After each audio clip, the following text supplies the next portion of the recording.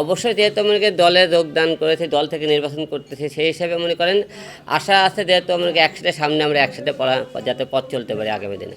না অবশ্যই আপনারা সবাই দেখেছেন আমি গানম্যান চেয়েছি, কারণ হলো একটাই যে 4বার নির্বাচন করেছে, 4বারই মার খেয়েছি, আপনারা দেখেছেন কোনোবার মার ছাড়া নির্বাচন করতে পারিনি।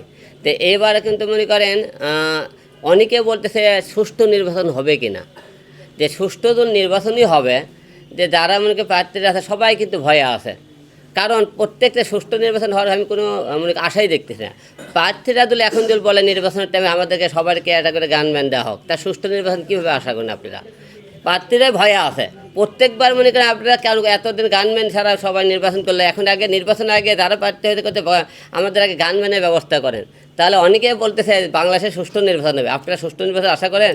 আমি মনে করি যে আগে সুষ্ঠু নির্বাচন আমরা সবাই আশা করি, কিন্তু যারা আমরা মনে করেন আপনাদের পাশে সামনে দাঁড়াবো কথা বলা যায় তারাই তো ভয়ে আছে। তাই আমরা চাই যে আমাদের সরকার এমন আমাদের পরিবেশ করে দেবে যাতে গানম্যান না লাগে। যে কয়বার আমি হামলা শিখেছে হয়েছে সব করে রাজনৈতিক দলের লোকজনই ছিল, এমনি বাইরে কোনো লোকজন ছিল না, যেহেতু মারামারিগুলো ভোট কেন্দ্রে হয়েছে, আপনি দেখছেন সববারই।